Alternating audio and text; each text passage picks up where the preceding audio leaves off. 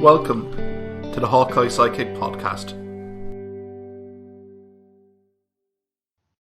And you're very welcome back to the Hawkeye Sidekick hurling podcast with your host Mark Kennedy, joined again this week by Kieran and Ruairi Walsh. Lads, how are things? Good morning. Great. I suppose this episode, lads, we'll review Clare's victory over Kilkenny in the Allianz National Hurling League Division 1 final in Thurles last weekend. We'll also look at the underage competitions as well. Lads can cast their eye on minor and under 20 action. I suppose, Ruairi, 6 Mile Bridge man, great evening in Thurles last Saturday night. Clare winning 316 to 120 against Kilkenny. I suppose, get your thoughts. Yeah, I suppose there was a stage in the second half where Clare got their third goal, and you're thinking, are Clare finally going to win a game, a big game where they can kind of, without stress? But no, in true Clare fashion, they had to come down to the last puck of the ball again, and goal mouth scrambles and penalties missed and the whole lot. So yeah, they're not a good team to, I actually said to the lad next to me at the game, I said, if Limerick were in this position, Clare were up 6-7 points, they'll go on and win by 10 or 11. So Clare need to find a way to start doing this. But no, I think they like the drama, I think. But look, in fairness to them, I thought, I know Kilkenny had wides and missed frees and that, but when the game's in the melting pot, as we always say, the third quarter is kind of the big moment. Clare dominated that third quarter and went right through in the middle of Kilkenny, which probably might raise a few questions for Kilkenny again, because the 2-goal second half kind of came right down the centre of them. Kilkenny at the other end, I just thought lacked a bit of firepower. I know Cody took the goal really well. Kieran came on off the bench, 4 points, but just overall, you were looking at some of the guys who've failed to kind of ignite in the past, and the same happened again. Like Billy Ryan, just one score. John Donnelly said does great work, doesn't really add to the score, and just a point as well. Billy Drennan, for a lad who was coming off an injury, and kind of chomping at the bit, and this was his big chance, just didn't go for him. So as we pointed out a few times in the show, Adrian Mullen and Owen Cody and TJ from frees as well, and if they're held, or even if one of them is held, Kilkenny struggled to win games, because this game was there for them. Probably just fell short slightly, just up in the forward end, really. Yeah, Kieran, get you in there. What were your initial thoughts on that, Kieran? Yeah, I suppose it's, for Kilkenny at the start of the game, TJ dropping out was a big loss from the start.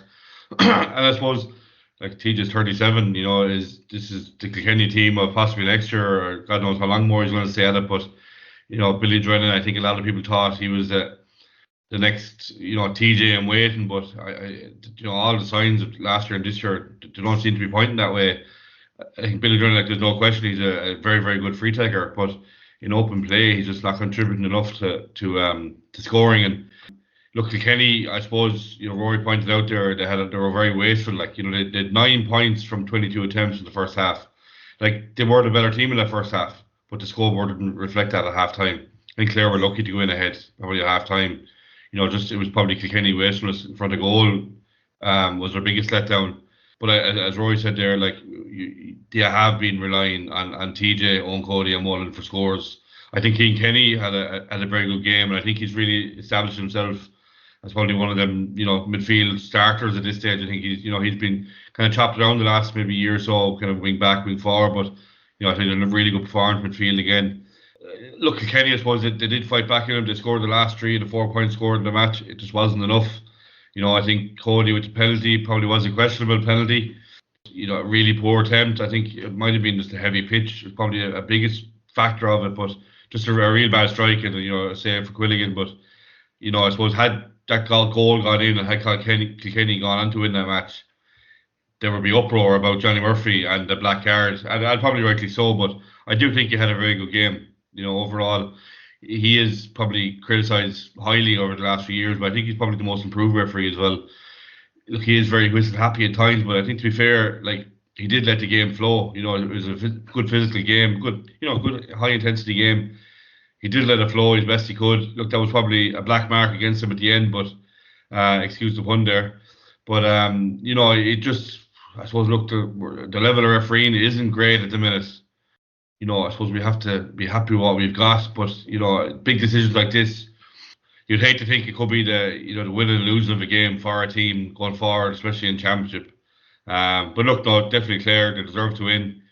So the biggest question for Clare out of the league is what will it take for Brian Lohan to smile and actually be happy about winning something for once. So maybe a Munster title might do that for him, but he's just motionless there at the end of the game. Didn't give much away. Maybe very much keeping the powder dry for what might come for them. But look, it was overall, I suppose it was a good performance. They were definitely a better team in the second half, and like that third quarter is the moving quarter where you lay your mark down, and they definitely did.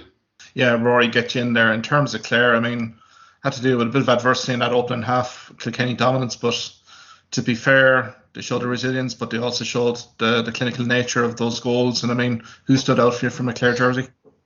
Yeah, took the goals very well. Aidan McCarthy in particular with his finishing.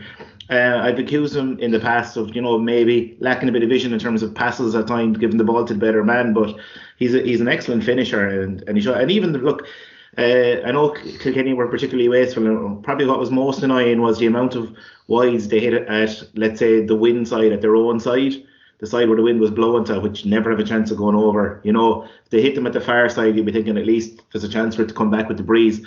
They must have hit, out of the 11 wides, maybe 7 or 8 of them were at that side, which is kind of a bit unforgivable that you think you'd adjust. Like, I think Mullen had 2 or 3 himself, just particularly right from the same spot without any adjustment. Yeah, at the other end, on frees, McCarthy is very good in frees, and a bad, even with gusty wind. And I know David Reedy mentioned afterwards that down in the pitch level it was swirling with the stands and everything like that. It wasn't just straight down as you'd kind of expect looking at the national flag above. But did take the frees really well. I thought David Fitzgerald was very quiet. Half time we were just waiting, he'd hardly had a possession, but then he does a David Fitzgerald and just gets a goal from nothing. So overall, in terms of possessions, he was pretty quiet. So it's maybe something in the first half, Clare and long puckouts were being wiped, and long puckouts, and it's maybe something Lohan might need to make an adjustment in terms of maybe Malone swapping into the half forward line with Fitzgerald on puckouts. So on Clare's own puck out, so if Malone wins or breaks the ball, Fitzgerald is running onto it, because he's not, Fitzgerald, for his size and physique, he's not a good man to win a puck out. He's better to run onto breaks. So that's might that naturally happen, Rory, when Ryan Taylor comes back in? It might push Malone forward. Yeah, because you see, maybe so, but I still thought Malone was very good in midfield, especially in the first half when Clare were in trouble. He was kind of driving on. Darragh Lohan again is a bit quiet in terms of possessions too. I thought Kilkenny were kind of winning overall. Cian Kenny is getting on a lot of ball, coming out of ball with a lot of rucks. But yeah, Ryan Taylor does offer another option in the middle. But just like we had David Reedy centre forward, who offers a different kind of a threat, I suppose, with link play and all that. But again, not a man you want to be putting a high puck out down on top of. And Fitzgerald one side, and then Duggan then was kind of being watched because he was going to be Clare's only outlet at the other side.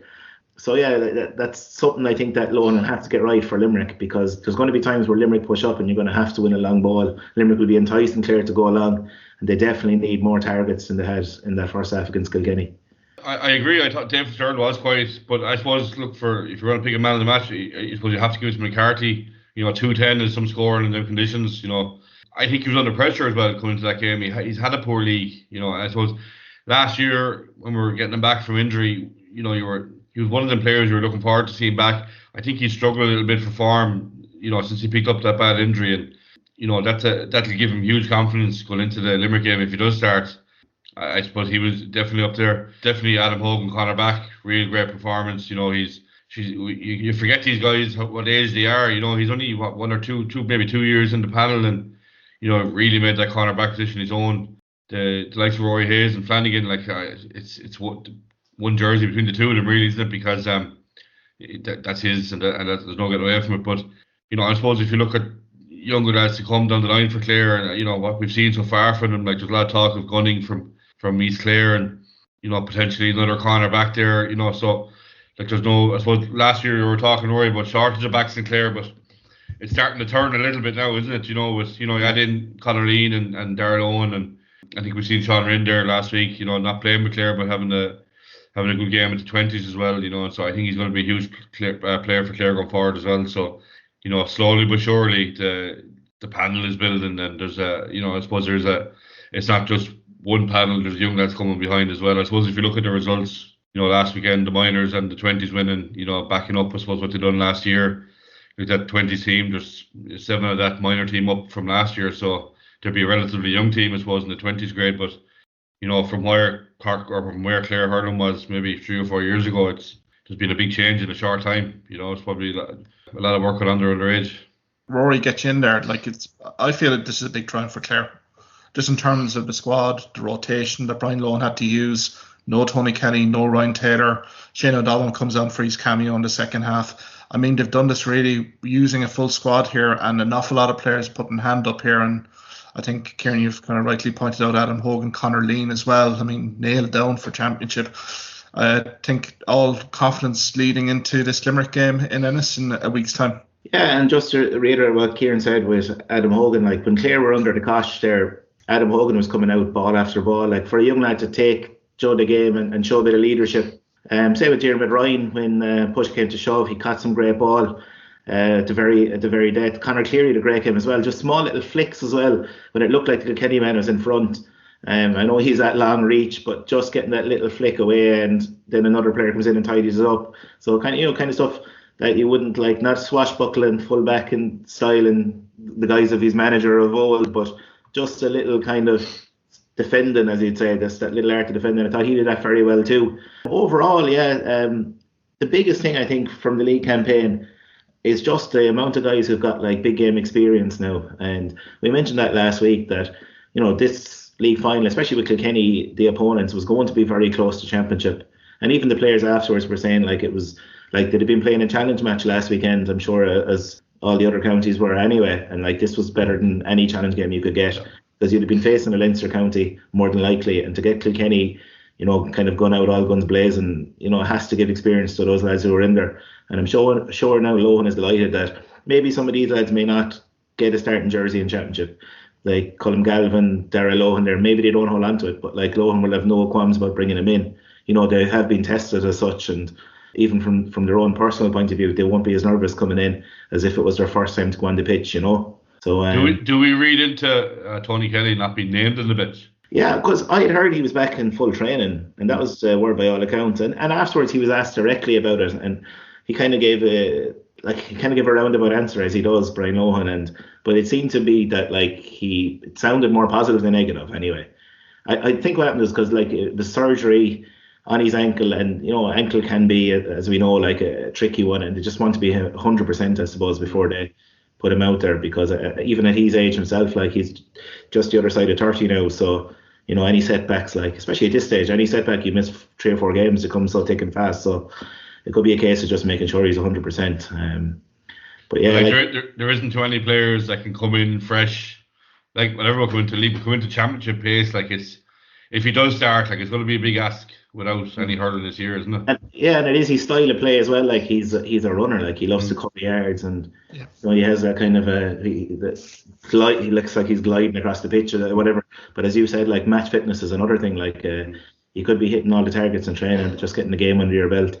So maybe he'll be, strangely, it could be a Tony Kelly on the bench, which is a very unusual one. But he'd be. I'm sure, if the game is in the melting pot, I'd say even the size of Tony Kelly warming up would gear up the crowd, so. Yeah, especially a home crowd. Yeah, if it comes to that, maybe, yeah. So look, it's positive. It is very positive. And as he said, there is kind of a real momentum now with the underage teams as well, and it does feed out to the seniors as well. Because I was at the 20s the night before, and I saw Brian Lohan coming out after watching it with a pep in his step coming out. It does feed on when the other teams are going well underneath, and even as he said, Adam Hogan, watching him as a minor and under 20, you're kind of hoping that he can step up. And I suppose he had a baptism of fire last year in the first game against Tip, and we're kind of the Clare full back line were just kind of exposed, and he got taken off. But what a response from nailed his place back down. I thought it was very close to maybe getting the young hurler last year. I know Mark Rogers got it, but I thought he was probably a bit more consistent. And then to get hurler of the year for colleges for his performances from Ruairi, and then to give the performance he gave, in his second year, it's very promising. And from a Clare point of view, just hope that he stays fit and doesn't get injured, because he's a real gem. Yeah, absolutely. But I think the squad depth you've also mentioned, the Ruairi Hayeses, Paul Flanagan's there. Everyone's chomping at the bit for this jersey, particularly defensively from Clare. So all bodes well. Kieran, can we just get on to Kilkenny here? It's the 5th successive national final loss for Kilkenny. I've mentioned before in this podcast they don't do panic. But I think from a Derek Ling and management perspective, maybe there's some reflection here, particularly in the middle third, how they were overrun, particularly in that third quarter. And also, I think the forward line performance, particularly as a unit, cohesive unit, probably not just there on the night. I suppose things for Derek King and management to work on here. Yeah, even not putting the microscope on that one game, but even like across the 5 games, like there has to be a psychological effect, to getting into fight. Like, and you can disregard the league final all you like. It's still a national title. You still take to the field to go and win it. So, like combined losing 5, in the couple of years, there has to be a negative effect to that. When you're taking to the field, probably like similar to what we saw with Clare the last 2 years when you're meeting Kilkenny in our semi-final. It's that hoodoo over you. I'm sure it comes into the back of the heads of players as well. Yeah, for me, I suppose the concern is, TJ, like he's 37, to still do what he's doing is unbelievable. But I think it's life after TJ. And, okay, this Kilkenny team and Garreau Dunn underage under 20s looks very, very good. Maybe another player to add to it. But like that caliber of player that TJ is and the playmaker he is, and like that at the minute that isn't there, and you take that out, and if you have an own Cody on an off day or Mullen on an off day, you struggle to see where the scores come from. Okay, they might scrape by and win Leinster finals, but you struggle to see them win All Irelands with teams like that. Look, I think they're probably over the last couple of years, like they're going for 6 Leinster titles in a row. Like we're talking them in a negative way. They're still winning in ways, but and possibly on paper shouldn't have won 5 or 6 of them, or 5 or all 5 of them. But to just have that mentality there that gets them a lot of the way there. But I just worry for him going forward with the likes of TJ.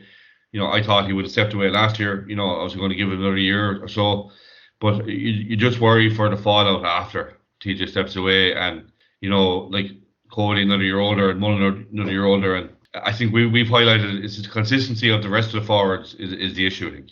Yeah, I think like especially the corner forward position where Luke Hogan was, he has tried different players there during the league. Nobody has nailed down a spot. You're probably saying now Martin Keown came on and got 4 great points. In the second half, Kilkenny were under a bit of pressure. You'd say, okay, he's going to start there now the next day, but could turn out he mightn't puck a ball the next day. And it's like a bit of a merry-go-round there. There's about, you have 3 forwards nailed down, and then John Donnelly probably 4, and then there's a merry-go-round of about 6 or 7 players who just keep taking the other 2 spots, and nobody's putting their hand up and claiming that jersey with a consistent 2 games in a row performance. But the only thing is like they're not far away, Kilkenny. Like we're saying, okay, second half against Limerick in the All Ireland, they capitulated in a way, but at one stage they're 5 points clear in the second half in Ireland final, and could easily have won the game Saturday night, and they're going to be they're going to be in the knockout stages. They're going to be in at least an All Ireland quarter final, and they just need to get it right then for the games went thick and fast then, and as we know, when they get to Croke Park, apart from Limerick, who seem to have their number up there, everybody else struggles to beat them. They're Galway, Clare, whoever they meet up there. So yeah, they're still going to be formidable when it comes to it. And as we know ourselves from predictions over the last few years, you write them off at your power. I suppose, guys, closing thoughts in terms of the league. I suppose, Kieran, what have been your overriding thoughts of the league overall, particularly Division 1? I think it's been more competitive this year than leagues we've seen the last couple of years, with that extra fight, I suppose, because to play for Division 1 hurl or 1A hurling next year, it just shows a little thing, a dangle, a little carrot, and the quality improves. I think teams like, I'm just going to name Clare because we highlighted that last year was kind of take it or leave it approach, but they have to go and play, and okay, you're getting to see young players and you're trying different things out, but you're putting a real effort in, and I think we saw better games because of it. Looked at the ground and the weather and all has been a negative and has gone against hurling should be played in summer months, but we had some good games over that period, and real hard slog at times for players, but I think just the competitive nature of the league this year added, and hopefully we'll see it going forward with the notion of relegations as well. So players will have to do enough to secure Division 1A year on year. So that's the biggest thing for me, was that there was a small bit more of a competitive edge to it this year. Yeah, definitely. I think that the whole, as Kieran said, the whole relegation thing made the games a lot more interesting, and we have far less blowouts like games where there was 10 points between the teams. Most games are really close. I suppose the big winners in terms of, I would say, management's kind of been happy with Lee coming out. But Wexford, I think Keith Roster came in fresh, new, learned a lot about his panel through injuries and everything, and they were extremely competitive also Limerick in a way got through a bunch of players, and also like in some ways sometimes when things are exposed, like Kilkenny exposed maybe some frailties with the high ball and the full back line, they have 4 or 5 weeks to work on, and especially when things are laid out that clearly for you. At the other end, then I think teams maybe that like disappointed during the league, Waterford.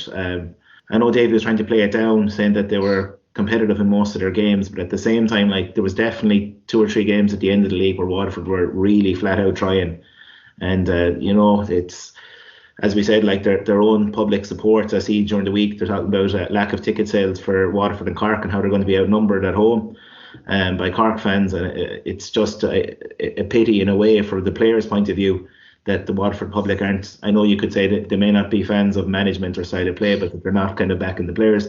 But I suppose if you had gone to a few of their league games and forked out money to go, you'd find it hard to go and support them again. So it has a double-edged. But Waterford definitely, I think they needed a win or two to kind of, especially after like Munster Championship last year being dumped out, first team maybe out of the whole thing. That didn't happen. Tipperary as well, I think, were kind of left in a situation after the Clare game where they haven't a clue what their team is. I think Liam Cahill probably has more questions now at the end of the league than he had at the start. Tipperary have enough hurlers that they can stumble across, a 15 that could qualify top 3. That's the way things are. Same with Cork. So yeah, the Munster is, going to be a right minefield again, as always. And I suppose from a Clare Limerick kind of point of view, everybody's kind of writing them down as 2 of the teams plus 1 more. That's a dangerous position to be in, because whoever loses that first game is, going to be in trouble straight away, especially if Waterford come back to the level they were at a couple of years ago and maybe beat Cork the first game. Then it's all wide open. Yeah, it makes for an intriguing championship, but going back to the league again, there was definitely kind of winners, losers. Galway, another team that I think really targeted the league this year, but yet ended up short. So Shefflin as well, probably more questions than answers after the league. So yeah, for some teams I think really benefited from it. Other counties, I know the games, they got competitive matches and everything. Like in terms of maybe new talent standing out, didn't really happen at Galway especially. And then also for just getting a settled team, that hasn't happened for other teams either. So like Waterford, Tipperary, even Cork, their forward line, like I would say try and predict the 6 Cork forwards that are going to start against Waterford. It's hard thing to do. I know with Cork, Robbie O'Flynn was back during the week, played the challenge game. So he's another one to the mix there, but I just think Galway, they're the same old Galway as last year and the year before.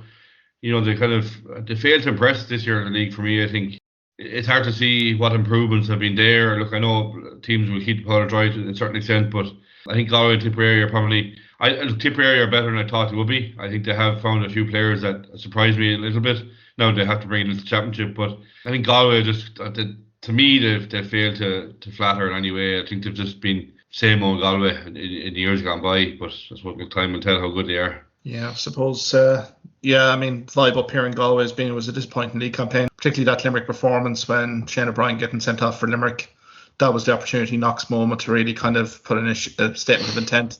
Never really happened, did it, in that second half. So, look, I'm kind of thinking in terms of Antrim here as well, pretty disillusionment in terms of how the league's gone. Now, granted, they've drafted in several key players back into the panel, so we'll see how that goes. Dublin as well, kind of in a crossroads section, steadily improved as the league probably wore on. But I think there's more questions than answers for quite a few teams. And I think the 1A, 1B element here as well, I think that 1A definitely was beneficial to the likes of Wexford, the quality of games that they were getting week in, week out. I think we can see with roster side, they've really improved this season. Good league overall, I thought, and Clare very worthy winners. Guys, we might switch on to under 20s and minors. Ruairi, I suppose you've alluded to it. Great week for Clare last week in terms of the minors and under 20s. I suppose what really stood out for you in those Clare victories? I suppose, from a minors point of view, with a big turnover of players. For, let's say, 2 years ago, they like the likes of Goodine and Keane and Matthew Holland and these lads. Last year was their second year minor, and had a lot of experience from the year before, and it stood to them when they won it. So this year I think it was 3 guys left, so it was 12 new players in, so you didn't know what you were going to get from Clare, and yet they had a convincing win over Waterford. And I suppose I wonder, is this alarm bells ringing again? This happened last year with Waterford, where they didn't win a game in the round robins of minor under 20, and the only game they won was the senior match against Tipperary when they're already out.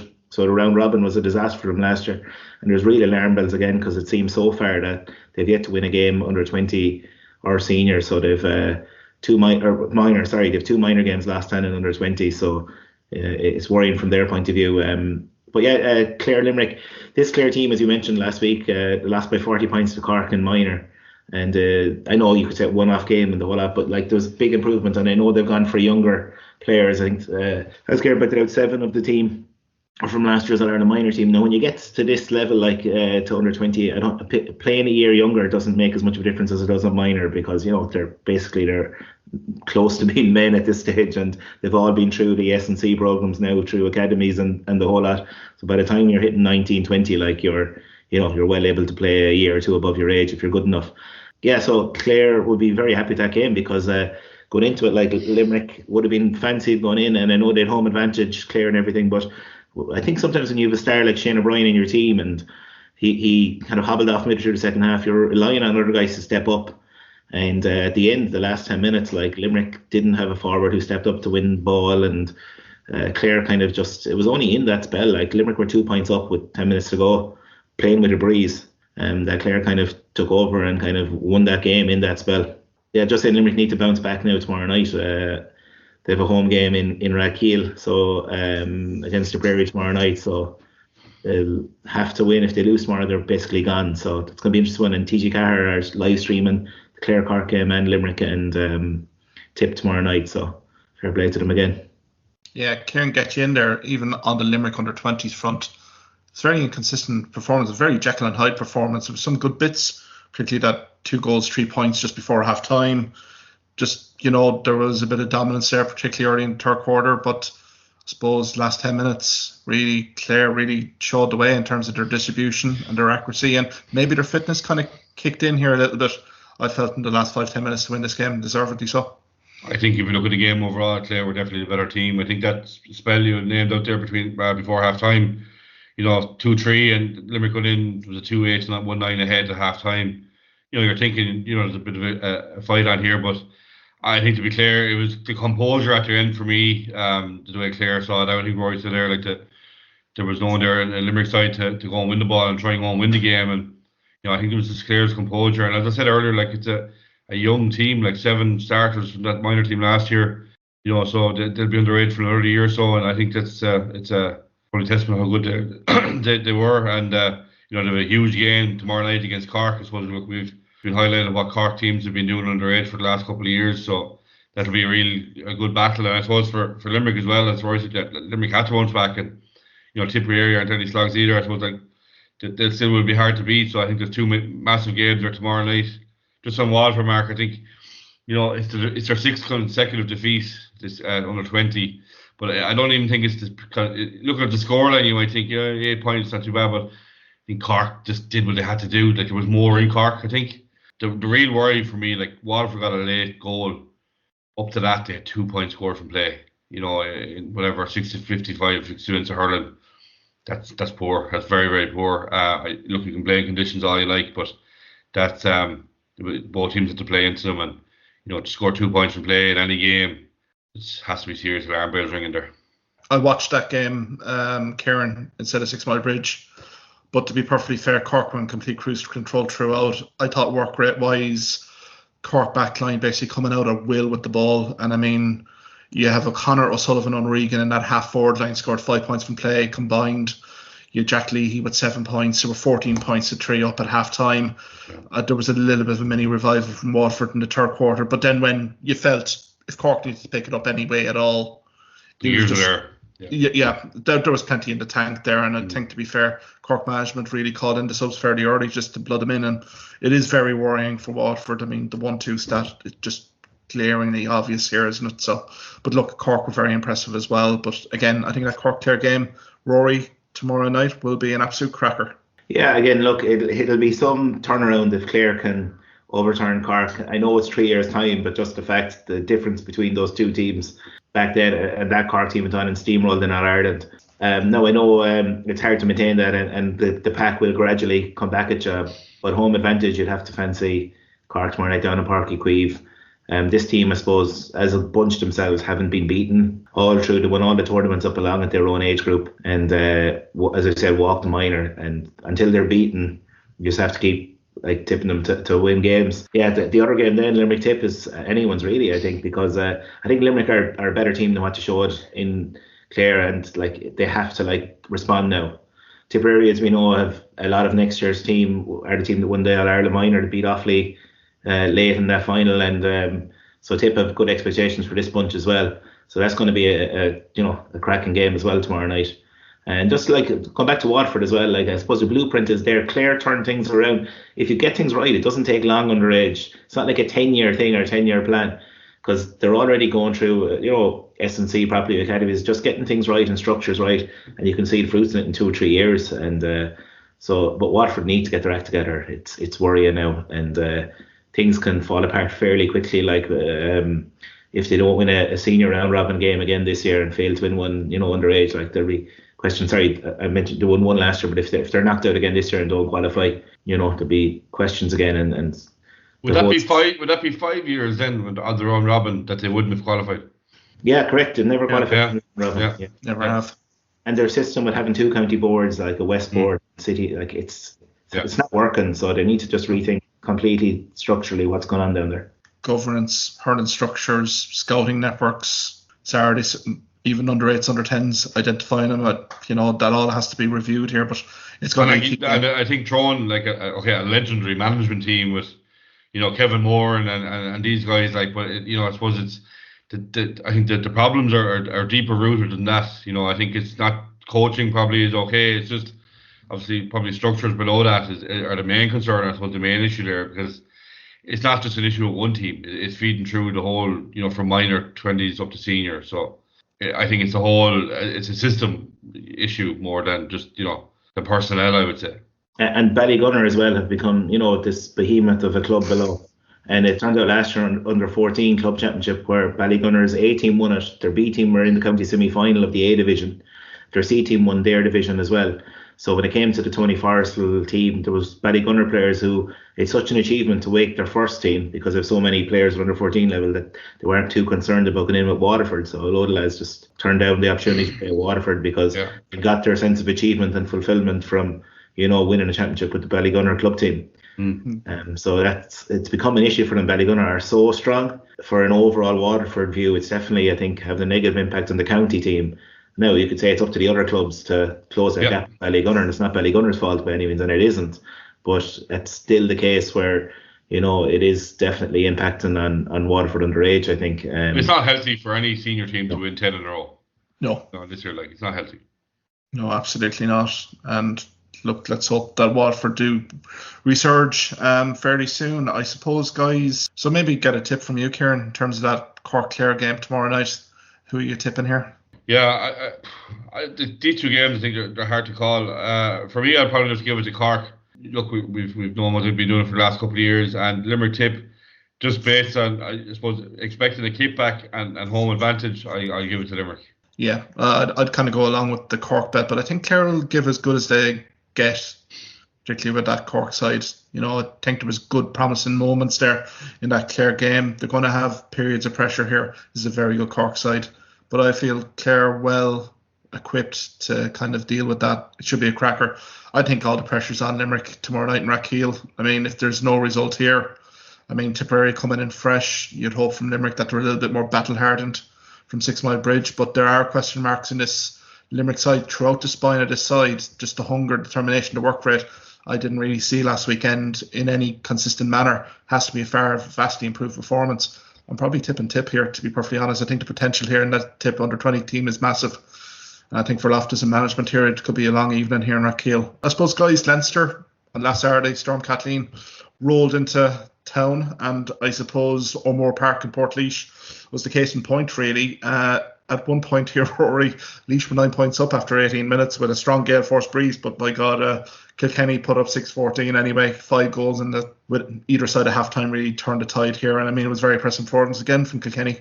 Yeah, just following the scores on Twitter, we've Laois up 1-5 to no score, so 1-5 before Kilkenny even registered a score, but as we know, like one thing Kilkenny teams can always do is hit you for a couple of goals and pure sucker punches. Like even at the end of the game, if you're looking score for score, Laois almost got as many scores as Kilkenny, but unfortunately, every second score Kilkenny got was a goal. But again, look, there are signs for Laois. There are green shoots there. Even from a Laois point of view to take a lead like that, but it's just for their next round of games, just tightening things up. Tightening up and not conceding that level of goals. I know you say, oh, well, it was Kilkenny, but it doesn't matter what team you're playing. Like you have to protect the goal, and it keeps you in the game. Absolutely. Kieran, I suppose goals win games here. I mean, Laois had good parts, particularly in that first quarter. They picked over some great points, but I mean, look, they were wide open, particularly just before half time here. Here it was 1-9 2-3 at half time, but I mean, Kilkenny at will, middle third, basically run game, basically crucified Laois, and I suppose Laois have a bit of work to do ahead of this prelim quarterfinal against Wexford. I suppose kudos to Grow Dunn with scoring 4-2. It's some scoring in the game. Like Kilkenny have scored 10 goals now in 2 games. So it's obviously their part of their mantra to go for goals, and definitely the 20 team are playing that way. I think for Kilkenny to be back in it at half time is probably is a testament to how well they're against that wind. Like they did well to get back after being down by 8-9 points after whatever it was. Get back nearly to level terms or close to it was no mean feat. Kilkenny are through now to semi-finals, and they've had two good games and 2 big wins, and I don't think anyone will want to face them the way they've been playing. I suppose the other great game for me, Offaly Galway. Offaly probably a little bit poor this year, poorer than what I expected. Like scraping a win against Dublin last week, and they were 5 points up with a couple of minutes left, and let Galway in for 5 late scores to level it up. Greeny with 8 points, Barry Egan with 3, but I thought they would be a bit stronger. Look, it's early days, I suppose there's still out to play for them, but just like obviously with last week's game, last puck of the game, score from Egan to win it, and just with 5 up at 6 minutes to play, you'd expect them to see it out. Fair play to Galway for coming back, but just a little bit disappointed in Offaly this age group. Yeah, Ruairi gets you in there, particularly with Offaly. I mean, they were 5 points up, penalty awarded, Galway down to 14 players. Ravenhill missed the penalty, and it seemed to energise Galway immediately. You had Nyland and Burke hitting over points, and I mean, Offaly were kind of hanging on here a little bit, particularly towards the latter end here. Nyland and Burke missed frees right at the end. There was a bit of a lapse here from Offaly against Dublin, particularly second half wise. We've seen another kind of mini collapse here second half. There's probably question marks here for the O'Connor and Offaly management to probably resolve here before the next round of games. Yeah, I was just going to say that this isn't the first game. It happened against Dublin as well, where the game was, looked like they had it won, and suddenly they're in a battle to, come in that case to scrape through by a point. And at this one, Galway came back and got a draw with them. I suppose at the same time you could say they've been in positions where a team is coming at you and yet they've held on and haven't been beaten, which is a bit of a plus for them. Overall, I thought this game was poor. Like the touch was poor. Standards for teams just giving away possession. Often in puck, I was conceding the puck out to the wing back.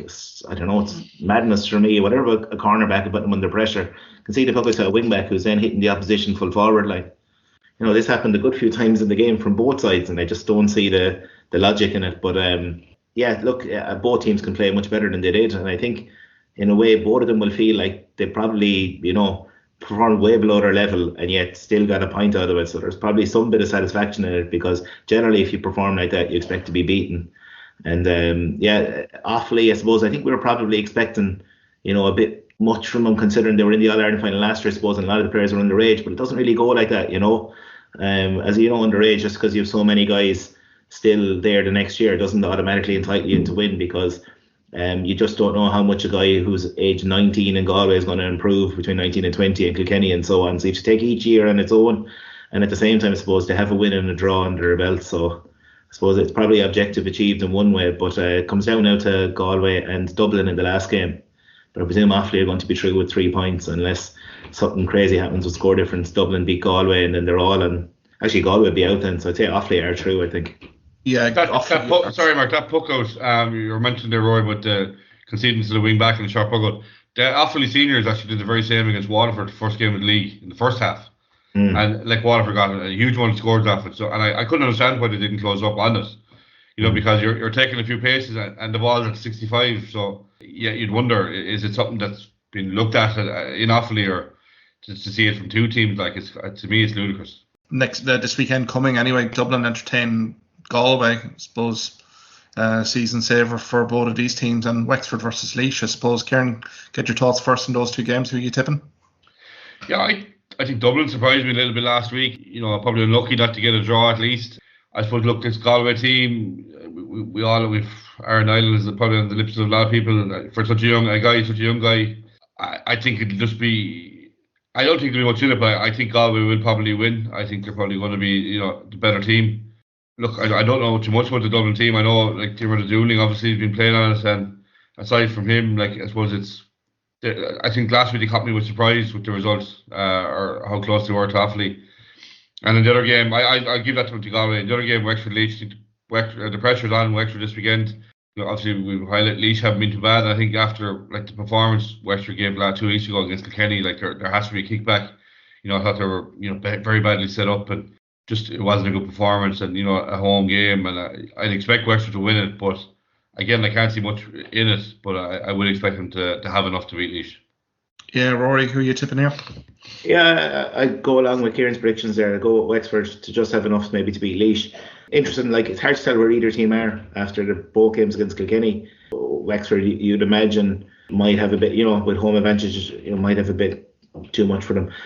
Galway, like, I think are going to be, relieved that they got a point out of the Offaly game. And I think that might, pressure is kind of on Dublin now as well here. Like, it's grand coming back against Offaly, but they didn't get the job done when it was there for them. And I just feel, Kieran, I just think Galway might have, a bit too much for them. So yeah, Galway and Wexford to progress there. I suppose, guys, can we get some kind of initial thoughts before we end here? Minor games tonight in Munster. Cork triumphing 119-113 over Limerick in Super Valley Park of Kiev.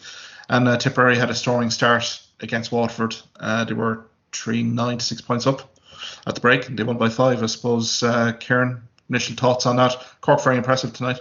Yeah, Cork, I didn't say any of the games, just following results, but yeah, Cork impressive.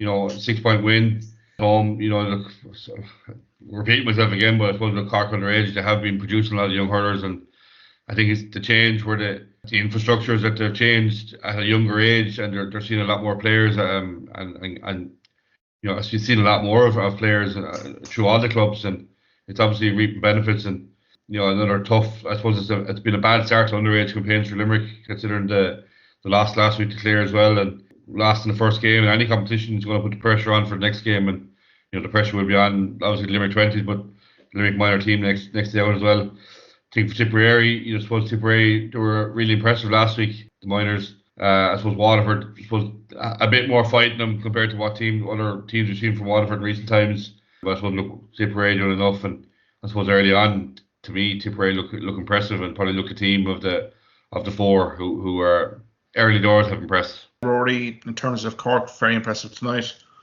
along with Tipperary tonight. I suppose your thoughts? Yeah, I suppose Cork had to bounce back. I thought they were second best against Tipperary, and the scoreline kind of flattered them a bit last week. Tipperary, as Kieran said, have been very impressive early doors in this. Fair play to Waterford in a way here, because they were well beaten last week up in Ennis, something like 23 points to 12, which, in terms of scores. But like, they were in a position tonight where it looked like they could get well beaten, and actually fought back and had it back to a goal at one stage. So it shows there's a bit of character and heart there in the Waterford lads. And look, maybe it's a sign for them, to turn things around and maybe get a win on the board in that round robin, because to go through it again, as we mentioned, without any wins would be disappointing for them. But yeah, good bounce back from Cork. I think as well the fact in minor hurling not having a game, having the bye in round one, is definitely a negative. And for Limerick, like, coming out fresh, against Cork team who had a game under their belt, maybe realised the one or two guys that flattered to deceive in challenge games and didn't quite have it for championship, and you can iron that out in round one and get stronger. So, and home advantage and everything as well is really important especially at minor level. So, like, I think every game so far, apart from maybe the Waterford one tonight, has gone to home team.